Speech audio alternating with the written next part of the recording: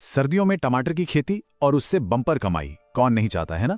तो आज हम बात करेंगे एक अनुभवी किसान के उन 4 आजमाए हुए तरीकों पर जो फसल को सच में नई ऊंचाइयों पर ले जा सकते हैं। चलिए शुरू करते हैं। तो देखिए, ये जानकारी खास तौर पर उन किसान भाइयों के लिए है जो अक्टूबर से फरवरी यानी कड़ाके की ठंड में टमाटर लगाने की सोच रहे हैं। एक बात गांठ बांध लीजिए, सर्दियों में खेती का तरीका गर्मियों से बिल्कुल अलग होता है। और सही जानकारी ही वही तो है सफलता की असली चाबी। तो आज हम किन 4 स्तंभों पर बात करने वाले हैं। सबसे पहले देखेंगे कि सही वैरायटी कौन सी है, फिर फसल का जो सबसे बड़ा दुश्मन है उससे कैसे बचना है, इसके बाद पौधों को क्या खिलाना पिलाना है यानी न्यूट्रिशन मैनेजमेंट, और आखिर में सिंचाई, पानी कब और कितना देना है। यकीन मानिए ये 4 चीजें समझ ली तो फसल सुपर हिट। हाँ, ये तो है कि सर्दियों में टमाटर उगाना कोई आसान काम नहीं है, चुनौतियां तो हैं, लेकिन यहीं पर एक बड़ा मौका भी छिपा है। सोचिए, इस टाइम मार्केट में टमाटर होता है कम। इसका सीधा मतलब क्या हुआ? अगर फसल अच्छी हो गई तो दाम मिलेंगे एकदम शानदार। तो चलिए बात करते हैं पहले और सबसे जरूरी कदम की, वो है सही वैरायटी, सही किस्म का चुनाव। देखिए, अगर नींव ही गलत रख दी, मतलब गलत बीज चुन लिया, तो आगे की सारी मेहनत पर पानी फिर सकता है। तो सवाल यह है कि सर्दियों के लिए सबसे अच्छी किस्म आखिर है कौन सी? एक बात हमेशा याद रखनी है, हर मौसम की अपनी अलग वैरायटी होती है। जैसे सर्दियों के लिए किसान भाई विरांग है, साहू है या फिर बाहो जैसी किस्मों को इस्तेमाल करने की सलाह देते हैं। और सबसे बड़ी गलती जो अक्सर हो जाती है वो है गर्मियों वाली वैरायटी को सर्दियों में लगा देना। ऐसा बिल्कुल मत कीजिएगा, पैदावार पर सीधा बहुत बुरा असर पड़ता है।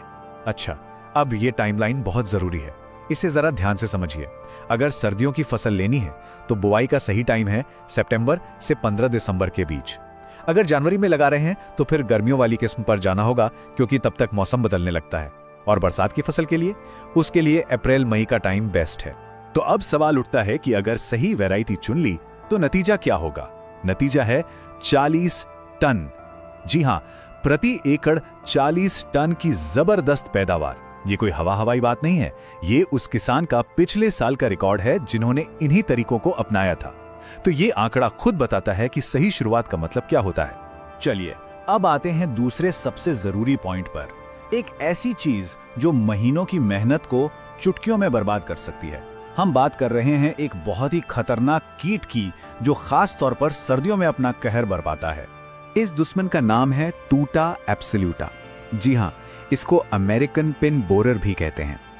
ये 2014 के आसपास अमेरिका से भारत आया और इसकी खतरनाकी का अंदाजा इसी बात से लगा लीजिए कि ये 50 से लेके 100% तक, मतलब पूरी की पूरी फसल तबाह कर सकता है। तो सवाल ये है कि इसको पहचानेंगे कैसे? देखिए, जो आम लीफ माइनर होता है ना, वो पत्तों पर सांप जैसी पतली टेढ़ी मेढ़ी लकीरें बनाता है, लेकिन ये टूटा एब्सोल्यूटा ये पत्ती पर एक बड़ा सा सफेद धब्बा बना देता है, जैसे किसी ने खुरच दिया हो। और सबसे बुरी बात, ये सिर्फ पत्तों तक नहीं रुकता, ये टमाटर के फल में घुस जाता है और उसे अंदर से पूरा खोखला कर देता है। फिर वो फल किसी काम का नहीं रहता। अब इससे लड़ना है तो इसकी पूरी कहानी समझनी होगी, इसका लाइफ साइकिल। सब कुछ शुरू होता है एक छोटे से पतंगे से।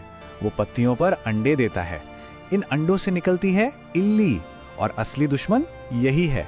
ये इल्ली पत्तों और फलों को खाती है, फिर प्यूपा बनती है और कुछ ही दिनों में एक नया पतंगा तैयार।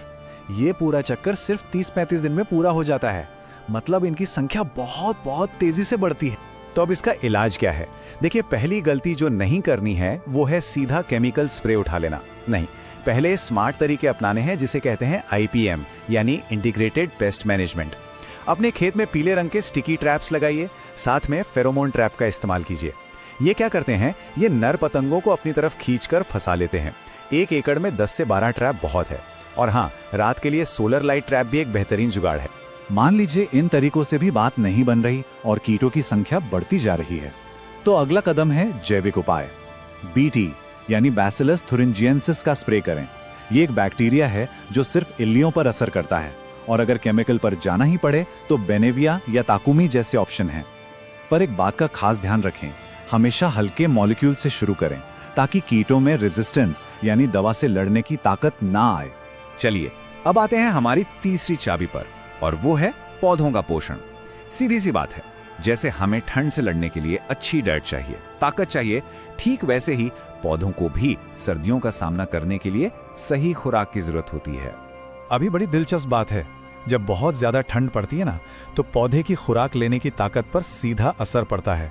होता क्या है कि जब पाला गिरता है तो पौधा जमीन से नाइट्रोजन नहीं उठा पाता। इसका नतीजा, पौधा आ जाता है स्ट्रेस में, तनाव में, और इसकी पत्तियां मुड़ने लगती हैं। ये एक सीधा सीधा सिग्नल है कि पौधे को मदद चाहिए। तो नियम क्या है? बिल्कुल सिंपल। एक स्वस्थ और वेल फेड पौधा ही एक मजबूत पौधा है। वो पौधा ठंड से भी लड़ेगा, कीटों से भी लड़ेगा और बीमारियों से भी। तो न्यूट्रिशन मैनेजमेंट का मतलब सिर्फ पौधे का पेट भरना नहीं है, बल्कि उसे सर्दियों की हर लड़ाई के लिए तैयार करना है। और अब हमारी चौथी और आखिरी चाबी, सिंचाई, यानी पानी देने का सही तरीका। एक बात दिमाग में बिठा लीजिए, सर्दियों में पानी देने का खेल गर्मियों से बिल्कुल अलग है, और यहाँ एक छोटी सी चूक भी बहुत भारी पड़ सकती है। तो सिंचाई का मकसद क्या होना चाहिए? हमें मिट्टी में वापसा कंडीशन बनानी है। अब ये वापसा क्या है? इसका सीधा सा मतलब है मिट्टी में नमी और हवा का परफेक्ट बैलेंस। मिट्टी नम हो पर कीचड़ ना हो, ताकि जड़ें आराम से सांस ले पाएं और अपनी खुराक उठा पाएं। तो सवाल ये है कि ये वापसा कंडीशन पता कैसे चलेगी? कोई मशीन नहीं चाहिए, बस अपना देसी मुट्ठी टेस्ट करना है। पौधे की जड़ के पास से थोड़ी मिट्टी उठाइए और मुट्ठी में जोर से दबाइए। अगर पानी टपकता है या एक मजबूत लड्डू बन जाता है तो पानी बिल्कुल नहीं देना है, और अगर मिट्टी भुरभुरी होकर बिखर जाती है तो बस समझ जाइए कि सिंचाई का टाइम हो गया है ना? एकदम आसान और कारगर तरीका। हाँ, एक और जरूरी बात, मिट्टी कैसी है इस पर भी बहुत कुछ निर्भर करता है। अगर हल्की रेतीली मिट्टी है तो वो जल्दी सूख जाएगी, मतलब पानी ज्यादा बार देना होगा। और अगर भारी काली मिट्टी है तो वो नमी को लंबे समय तक पकड़ कर रखती है, तो हो सकता है कि 7, 10 या 12 दिन में सिर्फ एक बार ही पानी देना पड़े। तो ये थे वो 4 मजबूत स्तंभ जो सर्दियों में टमाटर की सफल खेती के लिए जरूरी हैं। चलिए एक बार फटाफट से इन चारों को रिवाइज कर लेते हैं। सबसे पहला, सही वैरायटी, ताकि ठंड में भी पैदावार बम्पर हो। दूसरा, कीटों पर कंट्रोल, जो 100% तक फसल को बर्बादी से बचाता है। तीसरा, प्रॉपर न्यूट्रिशन, जो पौधे को अंदर से मजबूत बनाता है। और चौथा, स्मार्ट सिंचाई, जिससे जड़ें हमेशा स्वस्थ रहें। याद रखिए, ये चारों चीजें एक दूसरे से जुड़ी हैं और एक साथ काम करती हैं।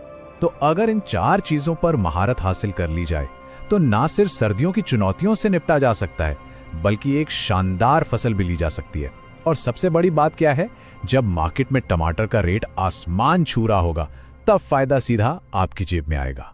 तो अब सवाल ये है, इन 4 चाबियों के साथ इस सर्दी में अपने खेत की तकदीर कैसे बदलनी है?